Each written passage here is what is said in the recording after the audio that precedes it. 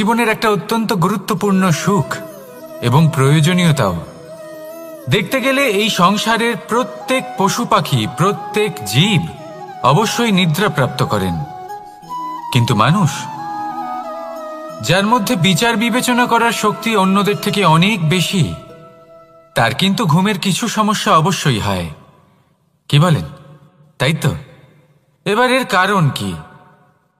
চিন্তা। এবার চিন্তা আমাদের সবার জীবনে আছে। আমরা সকলে জানি যে চিন্তা কখনো আমাদের সাহায্য করে না, তাও আমাদের জীবনে আছে। কেন? চিন্তার মাধ্যমে কি কখনো কোনো সমস্যার সমাধান হয়েছে? অর্থের চিন্তা করলে কি অর্থ লাভ হয়? ভবিষ্যতের চিন্তা করলে কি ভবিষ্যৎ ঠিক হয়ে যায়? স্বাস্থ্যের চিন্তা করলে কি স্বাস্থ্য নিজে থেকেই ঠিক হয়? হয় না। তাহলে এই সব কিছু থেকে আমাদের একটা ছোট্ট শিক্ষা অবশ্যই লাভ করা উচিত। আপনিও আপনার কাঁধ থেকে চিন্তার এই বোঝা নামিয়ে ফেলুন। আর এই সব ইচ্ছে একত্রিত হয়ে আমাদের মনে চিন্তা উৎপন্ন করে। তাই এই চিন্তাগুলিকে ত্যাগ করুন। প্রকৃতির প্রেমের ওপর বিশ্বাস রাখুন। মনে রাখবেন, যিনি চিন্তা মুক্ত হবেন তিনি চিতা মুক্ত হবেন। সুখের নিদ্রা প্রাপ্ত করুন, আর নিদ্রায় যাবার আগে আমার সাথে ভালোবেসে বলুন, রাধা রাধা। মহাদেব, সেই দেবতা যিনি মহান, যাকে দেবতাদের দেবতা বলা হয়, যিনি হলেন আমার আরাধ্য। কখনো আপনার মনে এই প্রশ্ন এসেছে যে শিবকেই কেন মহাদেব বলা হয়, অন্য কোনো দেবতাকে কেন বলা হয় না? সেই কারণ মহাদেবের মধ্যে, ওনার মধ্যে এমন এক বিশেষ গুণ রয়েছে যা অন্য কারণ নেই। তা হলো নিঃস্বার্থ হয়ে মানুষের সেবা করা। যদি প্রয়োজন পড়ে, যদি সৃষ্টির পথে বিনাশের কালো মেঘ ছেয়ে থাকে, তখন নিজের প্রাণের চিন্তা না করে হলাহল পান করার জন্য প্রস্তুত থাকেন মহাদেব। আর এই অদ্বিতীয় ত্যাগের জন্যই শিবকে মহাদেব বলে ডাকা হয়। এবার যদি কোনো মানুষও নিঃস্বার্থ ভাবনার দ্বারা নিজেকে অর্পণ করে দেয় এই জগতের কল্যাণের জন্য, মানুষের সেবার জন্য, তাহলে তিনিও মহাপুরুষ, মহামানব হতে পারেন। যদি কেউ অভুক্ত থাকেন, তাহলে নিজের থালা থেকে অর্ধেক খাবার তাকে দিয়ে দিন। যদি কেউ অসুস্থ হন, তাহলে তাকে সেবা করার, চিকিৎসা করার চেষ্টা করুন। এই জীবন শুধু নিজের জন্য নয়, অন্যদের প্রতি, সমস্ত সংসারের প্রতি উৎসর্গ করুন। যদি এইসব মানুষ শিখে যান, তাহলে তিনি মহাদেবের পথে অগ্রসর হতে পারেন। যদি মানুষ নিঃস্বার্থ ভাবনার দ্বারা এই সংসারের সেবা করতে শিখে যান, তাহলে তিনি নিশ্চিত রূপে মহামানব অবশ্যই হতে পারবেন। আসুন আমার সাথে ভালোবেসে বলুন, রাধা রাধা। স্বর্ণ, হিরে, মুক্ত, মানিক, এই সব কিছুকে আগে পাথর বলা হতো। তাহলে এমন কি হলো যে এদের রত্ন বলা হয়? আর রত্ন তা বাস্তবে আসলে কি? এটা হলো সেই পাথর যাকে আগে আগুনের তাপ সহ্য করতে হয়েছে, পরখ করা হয়েছে, যাচাই করা হয়েছে, এদের কাটার চেষ্টা করা হয়েছে, কিন্তু তারা কখনোই নষ্ট হয়নি, বরং তারা আরো উদ্ভাসিত হয়েছে, আরো উজ্জ্বল হয়েছে, এই সংসারে আরো প্রকাশ ছড়িয়ে দিয়েছে। সেই জন্য এরা হলো এত অমূল্য, সেই জন্য এরা হলো বহুমূল্য, সেই জন্য এদের রত্ন বলা হয়। এবার মানুষের কাছেও এই নির্বাচনের অধিকার রয়েছে যে আমরা শুধু পাথর হয়ে থাকব নাকি রত্ন হয়ে থাকব। কিভাবে? আমাদের জীবনেও অনেক সমস্যা রয়েছে, বাধা আছে, বিপত্তি আছে। আমরা সেই বাধার তাপে উত্তপ্ত হই, এই সমস্যা আমাদের কাটার চেষ্টা করে। অনেক মানুষ বিভিন্ন পরিস্থিতি আমাদের ভাঙার চেষ্টা করে, কিন্তু আমাদের নষ্ট হলে চলবে না। যেভাবে এই রত্ন সমস্যার সম্মুখীন হয়ে পাথর থেকে রত্ন হয়েছে, সেইভাবেই আমাদেরও আমাদের সমস্যার সম্মুখীন হয়ে রত্ন হয়ে উঠতে হবে, এই সংসারে প্রকাশের স্রোত হয়ে উঠতে হবে। তাহলে এটাই করুন আর আমার সাথে ভালোবেসে বলুন, রাধা রাধা। সংসারে সব থেকে বড় শক্তি আসলে কি? কেউ বলবেন শারীরিক শক্তি, কেউ বলবেন অস্ত্রের শক্তি, কেউ বলবেন জ্ঞানের শক্তি। ঠিক আছে, কিন্তু যদি আমি বলি সংসারের সবথেকে বড় শক্তি হল শক্তি কোনো এক তথ্যের, আগে হ্যাঁ, তথ্য। এই তথ্য নিজেই কিন্তু খুব শক্তিশালী, অত্যন্ত শক্তিশালী অস্ত্র হলো এই তথ্য। আর সত্যি বলতে অনুচিত তথ্যের থেকে অনেক বেশি ঘাতক হলো অসম্পূর্ণ তথ্য। যেরকম আজ শাম্ব রুক্মির সাথে করেছে, ওকে অসম্পূর্ণ তথ্য দিয়েছে, তার ফলে বিনাশ হলো। যদি এইভাবেই আপনার কাছেও কোনো অসম্পূর্ণ তথ্য আসে, আর যদি আপনি তা পরখ না করে দেখেন, যাচাই না করে দেখেন, আর নিজের কর্ম করেন, তাহলে উত্থানের বদলে আপনি পতনের সম্মুখীন হবেন। বিকাশের বদলে আপনার বিনাশ হয়ে যাবে। মনে রাখবেন একটা অত্যন্ত গুরুত্বপূর্ণ কথা, সঠিক তথ্য পাওয়া সঠিক তথ্য দেওয়ার থেকে অনেক বেশি গুরুত্বপূর্ণ। আশা করি এই কথা আপনি বুঝেছেন। জীবনে যখনই কোনো তথ্য আপনি পাবেন, সেই বিষয়ে ভেবে দেখুন, পরখ করে দেখুন, যাচাই করুন, তারপর নিজের কর্ম করুন। আর আমার সাথে ভালোবেসে বলুন, রাধা রাধা। ধর্ম এবং প্রেম, এই দুই হলো একই মুদ্রার দুই পিঠ। যদি এদের মধ্যে কোনোটা নষ্ট হয়ে যায়, তাহলে দ্বিতীয়টাও থাকে না। কখনো ভেবেছেন এমন কেন হয়? তার জন্য আগে আপনাকে বুঝতে হবে যে ধর্ম আসলে কি।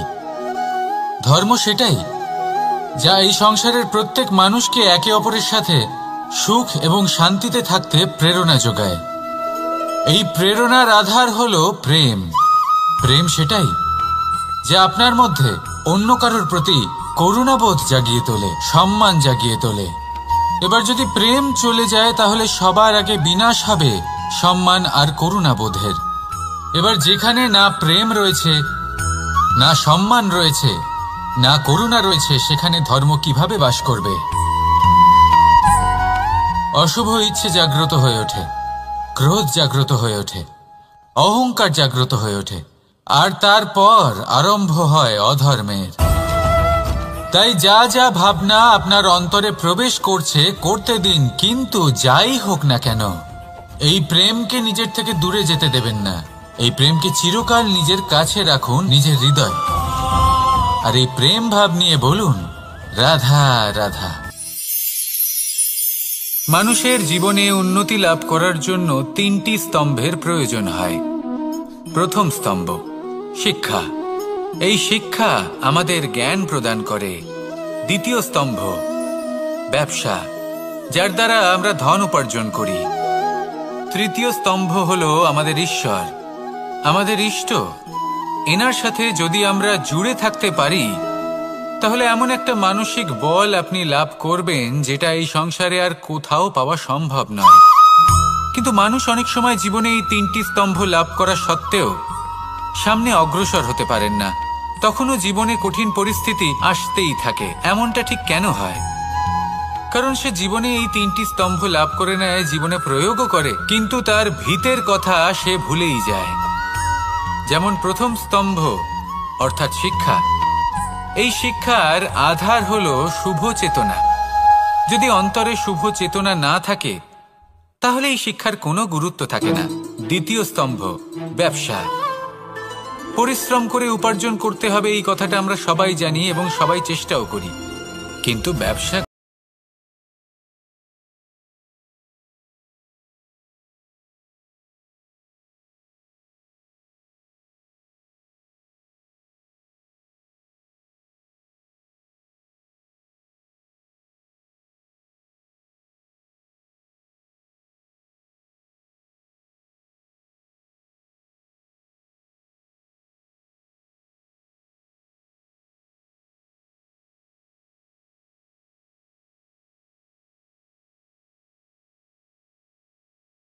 কেউ নিজের জীবনে প্রাধান্য দিন। কোনো সমস্যা আসবে না, জীবনে একের পর এক উন্নতি করবেন এবং এই মন প্রসন্ন হয়ে বলবে, রাধা রাধা।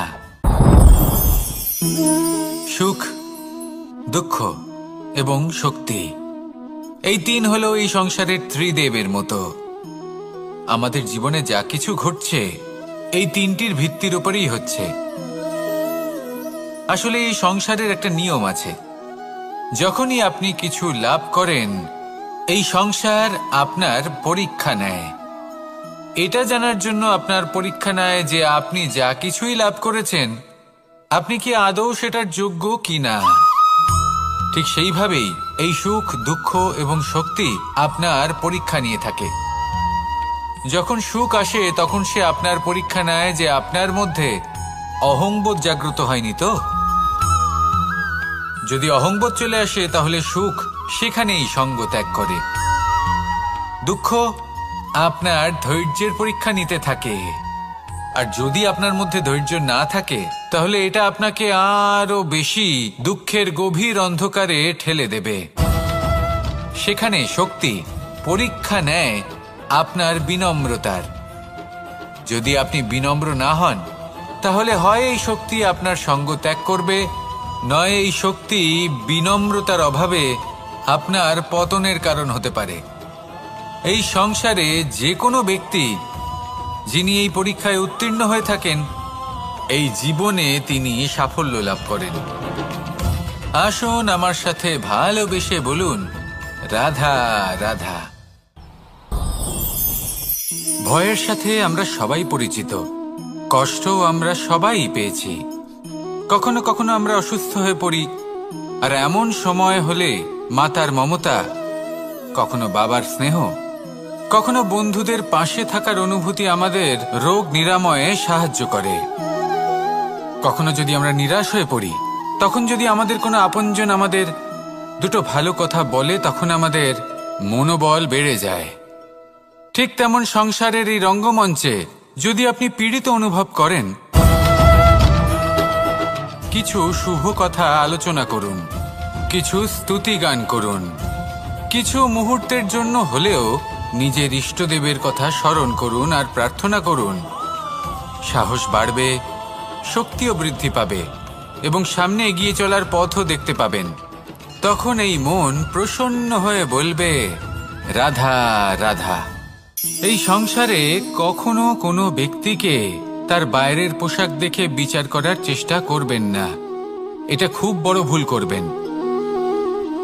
যেমন আমরা জীবনে অনেক সময় এমন করি, ধরুন কোথাও একটা গাছ দেখলাম, খুব বিশাল আকারের একটা গাছ যেটা মাটির থেকে অনেক উঁচুতে পৌঁছে গেছে, যার বিশাল শাখা আছে। সেগুলো দেখে আমরা ভাবি যে এই গাছে হয়তো কত সুস্বাদু ফল আছে, আমরা সেই গাছের পরিচর্যা করতে থাকি। আবার অন্যদিকে হলো একটি তৃণ যেটা মাটি থেকে কিছুটা উঁচুতে পৌঁছেছে, কিন্তু সেই তৃণর নিচে, মাটির নিচে অত্যন্ত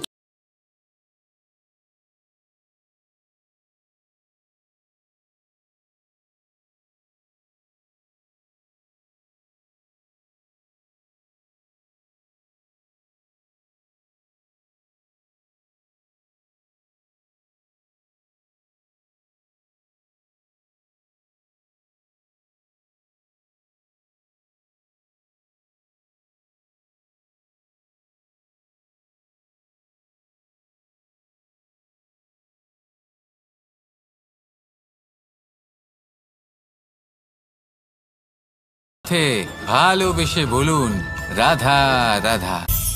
যখন আমরা কোনো বনে প্রবেশ করি তখন এই সবুজ ঘাস দেখে, এই কোমল ঘাস দেখে আমাদের মন প্রফুল্ল হয়ে ওঠে। ভিন্ন ভিন্ন প্রজাতির ফুল, ভিন্ন ভিন্ন রঙের ফুল দেখে এই মন আনন্দে ভরে ওঠে। এখানে শিশুরা আনন্দ লাভ করে, বড়রা ভোজন গ্রহণ করেন, কথাবার্তা বলেন, হাঁটাহাঁটি করে বেড়ান। এবার ভেবে দেখুন, যখন এই উপবনের নির্মাণ হয়েছিল সেই সময় যদি এই মাটিকে সঠিকভাবে খনন না করা হতো, যদি তাতে সঠিকভাবে বীজ রোপণ না করা হতো, যদি কোনো সংঘর্ষ না হতো, পরিশ্রম না করা হতো, যদি চলতে চলতে পায়ে কাঁটা না বিঁধে যেত, তাহলে এই সুন্দর বন দেখে আমরা কি এই আনন্দ লাভ করতে পারতাম?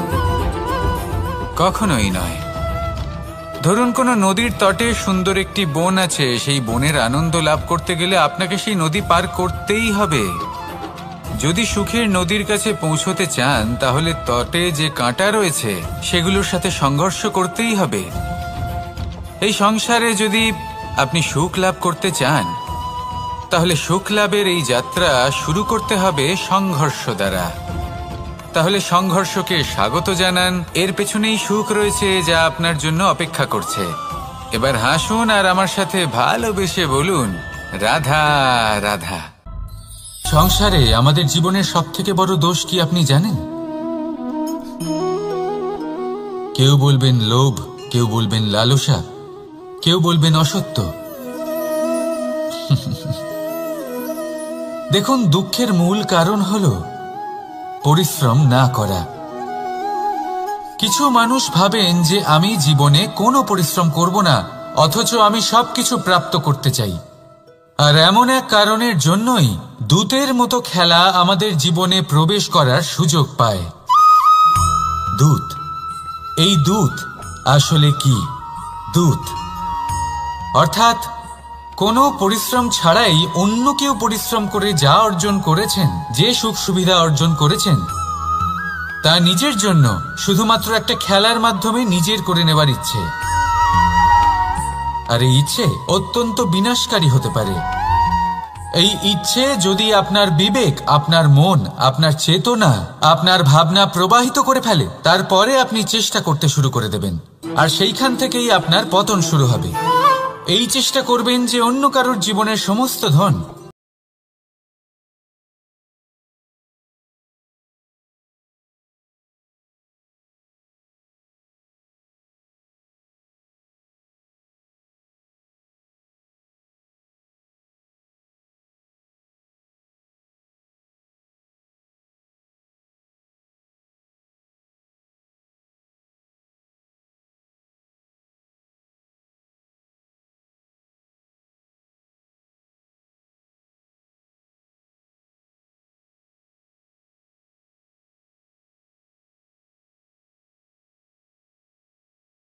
যা আপনি করতে চান শুধুই পরিশ্রম দ্বারা অর্জন করুন। তাহলে তাই করুন আর আমার সাথে ভালোবেসে বলুন, রাধা রাধা। জীবনে কিছু শেখা অত্যন্ত গুরুত্বপূর্ণ। এবার কি কি শিখতে হবে সেই সব শেখানোর জন্য অনেক শিক্ষক রয়েছেন, কিন্তু কি শিখবেন না আর কি করবেন না এটা আমাদের নিজের অভিজ্ঞতা দিয়েই শিখতে হয়। কিন্তু তার মানে এটা নয় যে যদি আপনাকে শিখতে হয় যে আগুনের তাপ কতটা, আপনাকে আগুনের মধ্যে হাত দিতে হবে। না, অন্য কারোর অভিজ্ঞতা দ্বারাও শিখতে পারেন। প্রশ্ন শুধুমাত্র একটাই যে আপনি কি শিখতে চান নাকি চান না। যদি আপনি এটাই ভাবেন যে আমি শুধুই নিজের অভিজ্ঞতা দ্বারাই শিখতে চাই, তাহলে জীবনকাল ছোট মনে হবে, অনেক কিছুই শিখতে পারবেন না। তাই নিজের সাথে সাথে বড়দের অভিজ্ঞতা দ্বারাও শেখা শুরু করে দিন। এই সংসারের অভিজ্ঞতা দ্বারা শিখতে শুরু করে দিন। আর এটা নিশ্চিত রূপে শেখা আবশ্যক যে কখন কি করবেন না, কোথায় থামতে হবে আর কোথায় থামবেন না। তাহলে আসুন আর আমার সাথে ভালোবেসে বলুন, রাধা রাধা।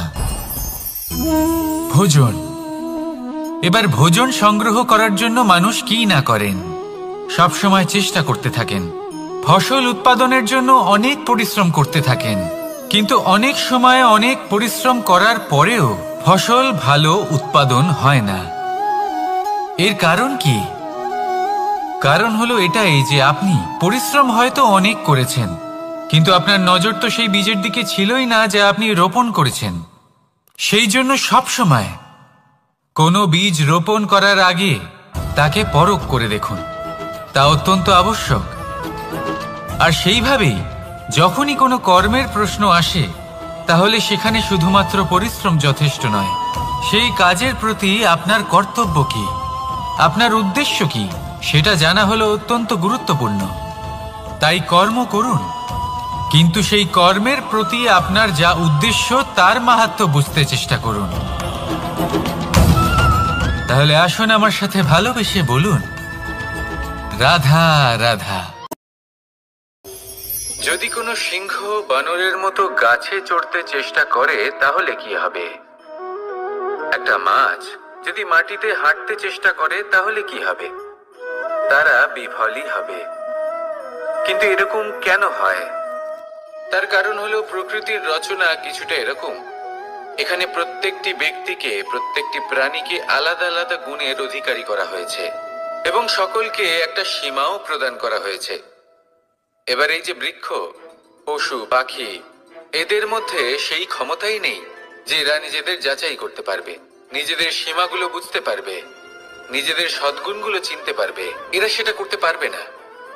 কিন্তু মানুষ তো আলাদা।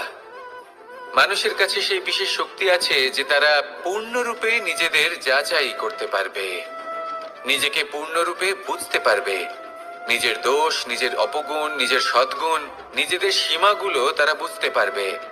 আর এটা অত্যন্ত গুরুত্বপূর্ণ।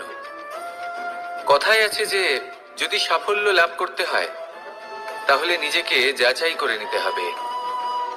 তাই নিজেকে যাচাই করুন, নিজের সাথে পরিচিত হয়ে যান এবং জীবনে কর্ম করতে থাকুন। সাফল্যের শিখরে অবশ্যই পৌঁছে যাবেন। আর ওখানে যদি যান তাহলে এই মন প্রসন্ন হয়ে অবশ্যই বলবে, রাধা রাধা। বনের মধ্যে যদি আপনি কোনো বিষাক্ত সাপ দেখেন তাহলে কি করবেন? আপনি তখনই তার থেকে দূরে পালাতে চেষ্টা করবেন। আর এটা কেন করবেন? নিজের রক্ষার্থে। এই কথা আমি নয় মেনে নিলাম, কিন্তু নিজের জীবনে এটা করেন না কেন? আপনি যেখানেই যান, যে স্থানেই যান না কেন, প্রত্যেক সময়, প্রত্যেক মুহূর্তে এমন বিষাক্ত সাপ আপনি অবশ্যই খুঁজে পাবেন। আর সেই সাপ নয় যাদের আপনি বনে খুঁজে পাবেন, এরা হলো সেই সাপ যা আপনাকে পাপ করতে বাধ্য করবে। আপনার অন্তরের বাসনা, ক্রোধ, অহংকার, লোভ, ঈর্ষা, এদের বৃদ্ধি ঘটাবে। দেখুন, বনের এই সাপ আপনাকে একবার ছেড়ে দিতেও পারে, ছোবল নাও মারতে পারে, কিন্তু এই যে পাপরূপী সাপ আছে তা অবশ্যই ছোবল মারবে। কর্ম যদি করেন তাহলে অবশ্যই ফল পাবেন। সেই জন্য যখনই কোথাও যাবেন, যদি এমন কাউকে দেখেন, যদি এমন কিছু দেখেন যে আপনাকে পাপ করতে বাধ্য করছে, তাহলে সেই মুহূর্তে সেখান থেকে পালিয়ে যান। যেমন বনের সাপ দেখে আপনি পালাতে থাকেন। সৎকর্মের রক্ষা অত্যন্ত আবশ্যক। আসুন আর আমার সাথে ভালোবেসে বলুন, রাধা রাধা। মনুষ্য জীবনের সব থেকে বেশি গুরুত্বপূর্ণ বিষয় হলো মনের একাগ্রতা। এই সংসারের যে কটি মহান কার্য সম্পাদন হয়েছে তা হলো মনের এই একাগ্রতার একমাত্র ফল। আপনি অবশ্যই দেখে থাকবেন, অনেক ছোট বড় নদী যা বয়ে চলে তাদের সামনে একটা বাঁধ নির্মাণ করা হয় সেই সব নদীর জল সঞ্চয় করতে। বাঁধ হয়ে গেলে প্রয়োজন মতো বা মনের ইচ্ছে মতো তাকে ব্যবহার করা সম্ভব। এবার এটাই আমাদের মনের সাথেও সম্ভব। আমাদের মনের একাগ্রতা আজকের দিনে দাঁড়িয়ে বিভিন্ন ধরনের বিকার, ক্রীড়া এবং ভোগের মধ্যে ভাগ হয়ে গেছে। একে একত্রিত করতে হবে, একটা বাঁধ নির্মাণ করতে হবে। শুধু এটাই করতে হবে, যেটা উচিত কর্ম সেটাই করুন, যেটা অনুচিত কর্ম সেটা করা থেকে নিজেকে বিরত রাখুন। এটাই করতে হবে, যেটা উচিত কর্ম সেটাই করুন, যেটা অনুচিত কর্ম সেটা করা থেকে নিজেকে বিরত রাখুন। ব্যাস, এই কাজটাই আপনি করতে থাকুন, করতে থাকুন। মনের মধ্যে একাগ্রতার বাঁধ নির্মাণ করুন। আর একবার যদি তা নির্মাণ হয়ে যায় তাহলে যখন চাইবেন, যেখানে চাইবেন, যতটা চাইবেন একাগ্রতা প্রয়োগ করতে পারবেন। আর একবার যদি আপনি এটা শিখে যান তাহলে এই সংসারকে বদলে ফেলার মতো কাজ আপনি করতে পারবেন, সমাজকে শুধরাবার মতো কাজ করতে পারবেন। তাহলে এই মনকে একাগ্র করুন আর আমার সাথে ভালোবেসে বলুন, রাধা রাধা। আমরা সবাই ফল খাই, কিন্তু আমাদের সেই ফলই প্রিয় হয় যে পরিপক্ক হয়ে ওঠে, যেটা নম্র হয়, আর যে ফল অনেক বেশি মিষ্টি আর সুস্বাদু হয়ে থাকে, যাদের রঙে বাহার দেখা যায়। সেইভাবে জীবনে আমরা নানান মানুষের সাথে পরিচিত হই, কিন্তু সেই মানুষই আমাদের মন ছুঁয়ে যায় যারা বিনম্র স্বভাবের, যাদের বাণী খুব মধুর, যাদের অন্তরে আত্মবিশ্বাসের একটা তেজ, একটা রং দেখা যায়। এবার এমন ব্যক্তি আমরা কি করে হব? ঠিক সেইভাবেই যেমন একটা ফল, রোদ, বর্ষা, শীত, বায়ু, এই সকল সংকটময় পরিস্থিতির সম্মুখীন হয়ে পরিপক্ক হয়ে ওঠে, সেইভাবেই মানুষ সংকটময় পরিস্থিতির সম্মুখীন হয়ে পরিপক্ক হয়ে ওঠেন। যদি এই সংকটের সম্মুখীন হন তাহলে অভিজ্ঞ হবেন, আর এই অভিজ্ঞতাই শিক্ষা দিয়ে যাবে। এই অভিজ্ঞতা আমাদের শিখিয়ে দেয় যে আমাদের বিনম্র থাকতে হবে। অহংকার করে কোনো লাভ নেই। মধুর বাণীর যে কি মূল্য তা আমরা শিখতে পারি। এই অভিজ্ঞতাই আমাদের বুঝিয়ে দেয় যে উচিত অনুচিত কোনটা আমাদের দৃষ্টিভঙ্গি তৈরি করে, আর এই দৃষ্টিভঙ্গি দ্বারা আত্মবিশ্বাস জাগ্রত হয়। সেই জন্য জীবনে কখনো বিপদ থেকে দূরে পালাবেন না, সেগুলোর সম্মুখীন হন, অভিজ্ঞতা লাভ করুন, তার থেকে শিক্ষা লাভ করুন, এইভাবেই পরিপক্ক হবেন। আসুন আমার সাথে ভালোবেসে বলুন, রাধা রাধা। ধন সঞ্চয় করা সম্ভব, আর সেই জন্য ধন সব থেকে বেশি মূল্যবান সম্পত্তি নয়। এবার আপনি বলবেন, এ আমি কি বলছি? এই ধন খুব মূল্যবান, আমরা সকলে অর্জন করতে ব্যস্ত। সেটা এই কারণে, কারণ আপনারা জানেন না এই সংসারের সব থেকে বেশি মূল্যবান সম্পত্তি কি। এ হলো সেই সম্পত্তি যা কখনো সঞ্চয় করা সম্ভব নয়। আপনার কাছে যতই ধন থাকুক তা দিয়ে আপনি স্বাস্থ্য লাভ করতে পারেন, বাড়ি কিনতে পারেন, আদি ইত্যাদি, কিন্তু আপনি যতই ধনী হন না কেন, ফেলে আসা দিনের একটা মুহূর্ত আপনি লাভ করতে পারবেন না।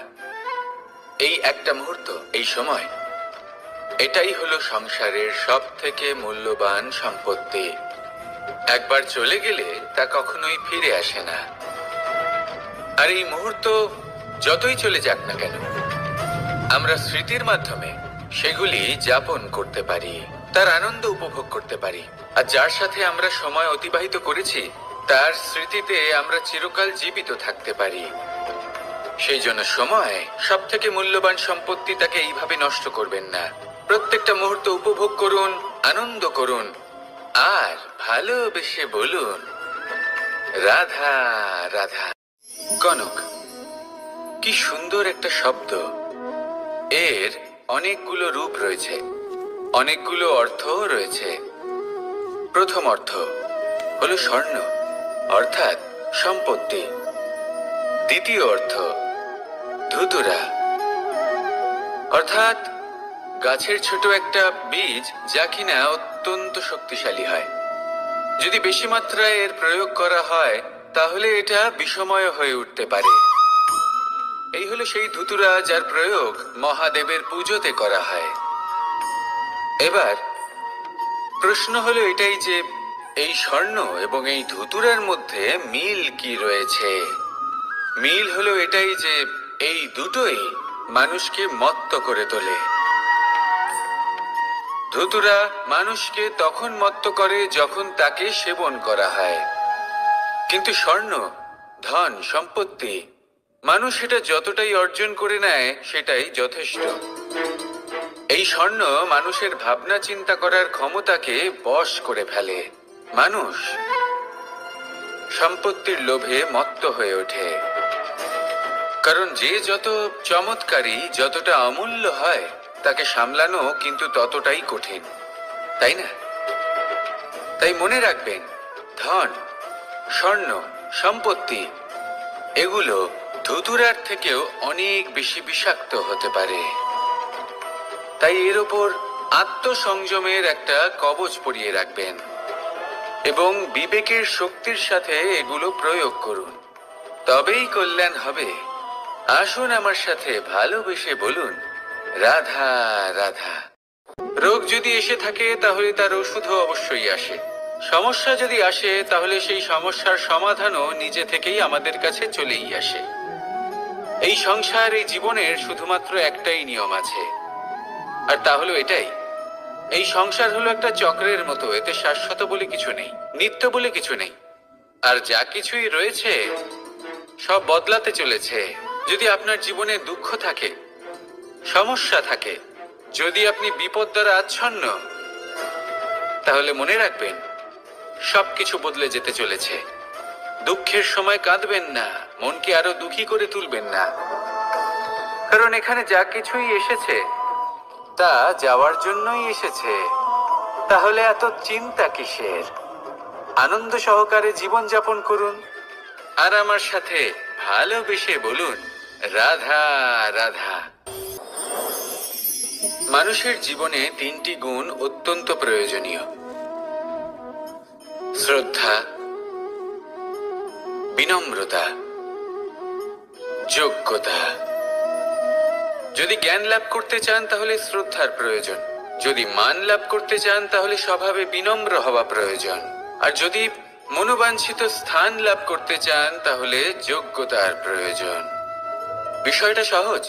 শ্রদ্ধা আপনাকে জ্ঞান দেবে, নম্রতা আপনাকে মান, আর যোগ্যতা উচিত স্থান দেবে। কিন্তু যদি আপনি এই তিনটি গুণ সম্মিলিত করেন তাহলে এমন কিছু লাভ করবেন যা এই সব কিছুর থেকে অনেক ঊর্ধ্বে: সম্মান। আর এ হলো সেই সম্মান যা প্রত্যেক মানুষের নিজের জীবনে লাভ করতে চেষ্টা করা উচিত, কারণ এই হলো সেই সম্মান যার কারণে আপনি চলে যাওয়ার পরেও এই সংসার আপনাকে ভালোবাসবে আর মনে রাখবে। আসুন আমার সাথে ভালোবেসে বলুন, রাধা রাধা। জীবনে গতি অত্যন্ত গুরুত্বপূর্ণ, মতিও হলো গুরুত্বপূর্ণ, এবং তার থেকেও বেশি গুরুত্বপূর্ণ হলো সঙ্গতি। একটা জলের ফোঁটা, তার মধ্যে গতি থাকে, প্রকৃতির মধ্যে তা লাভ করার ইচ্ছে নিহিত থাকে, কিন্তু এই যে সঙ্গতি তা নির্ধারিত করে যে এই জলের ফোঁটা ঝিনুকের মুখে পড়ে মুক্ততে পরিণত হবে নাকি বিষাক্ত সাপের মুখে পড়ে বিষে পরিণত হবে। এবার দেখুন, এই জঞ্জাল স্বর্ণকারের দোকানের সামনেও থাকে এবং জঞ্জাল একজন ব্যবসাদারের দোকানেও থাকে, কিন্তু জঞ্জাল যা স্বর্ণকারের দোকানে থাকে তা ব্যবসাদারের দোকানের জঞ্জালের থেকে অনেক বেশি মূল্যবান, কারণ তার মধ্যে সোনার কণার সঙ্গতি থাকে। সেই জন্য জীবনে সঙ্গতির উপর বিশেষ গুরুত্ব দেবেন। যেমন সঙ্গতি তেমনই আপনি হবেন। আসুন আমার সাথে ভালোবেসে বলুন, রাধা রাধা। প্রত্যেক প্রাণী ভালোভাবে জীবন যাপন করতে চান, এটা তাদের স্বভাবে আছে এবং ভাবাটা অনুচিত নয়। কিন্তু একটা ভালো জীবনের গুরুত্বপূর্ণ অংশ কোনটা? বসবাসের স্থান, সেই স্থান যেখানে আমরা জীবন অতিবাহিত করি। এবার মানুষ ভাবতে পারেন যে একটা ভালো বাসস্থানের অর্থ কি? সেই স্থান যেখানে সহজে জল পাওয়া যায়, যেখানে শুদ্ধ বায়ু পাওয়া যায়, যেখানে আনাজ উৎপন্ন হয়। এটা জীবনযাপনের জন্য পর্যাপ্ত বটে, কিন্তু ভালো জীবনযাপনের জন্য আরো একটা কথা আপনাকে বুঝতে হবে। সাধু, জ্ঞানী, পণ্ডিত ব্যক্তি, এই সকল মহাপুরুষ, এনাদের যে বাসস্থান তা অত্যন্ত বিশেষ হয়। এখানে এক ধরনের বিশেষ ইতিবাচক শক্তি থাকে, এমন একটা স্থান যেখানে দেবতারাও বিচরণ করেন। জীবন আমরা সবাই যাপন করি, কিন্তু জীবনের উদ্দেশ্য শুধুমাত্র জীবন যাপন করা নয়। জীবনের উদ্দেশ্য হলো মুক্তি লাভ করা। আর এই সকল সাধু, জ্ঞানী, পণ্ডিত ব্যক্তি, এই সকল মহাপুরুষ আপনাকে মুক্তির পথে নিয়ে যেতে পারেন, কারণ এরা হলেন সেই মহাপুরুষ যারা নিজেদের অন্তরের বিকার, অহংকার, ক্রোধ, বিদ্বেষ, এই সকল দোষগুলিকে ত্যাগ করেছেন, এদের ওপর বিজয় লাভ করেছেন। এমনই একজন ব্যক্তি আপনাকে মুক্তির পথে নিয়ে যেতে পারে। প্রয়োজন হলো শুধুই এনাদের চিনতে পারা, এদের কথা বুঝতে পারা এবং এদের দেখানো পথে চলা।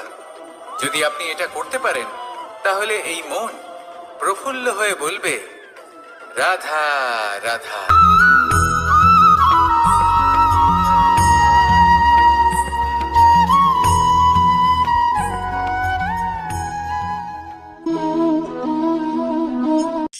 এই শুকনো পাতাটিকে দেখুন, নিষ্প্রাণ হয়ে পড়েছে।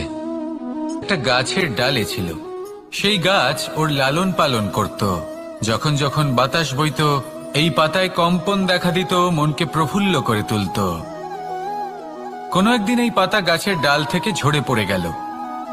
নিঃসন্দেহে ও নিজের স্বাধীনতা পেল, কিন্তু আস্তে আস্তে শুকিয়ে গেল, নিষ্প্রাণ হয়ে গেল।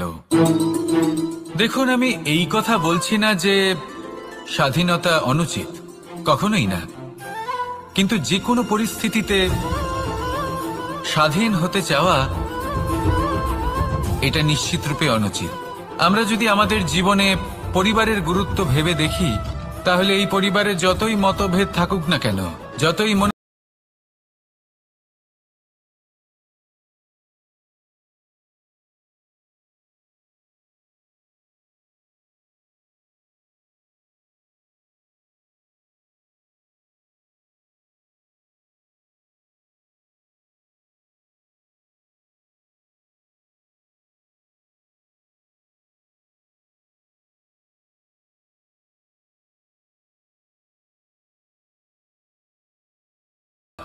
সেই গাছ রাধা রাধা।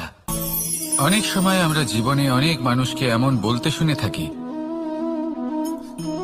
যে আমি অসফল হয়েছি কারণ আমার সময় ভালো যাচ্ছিল না।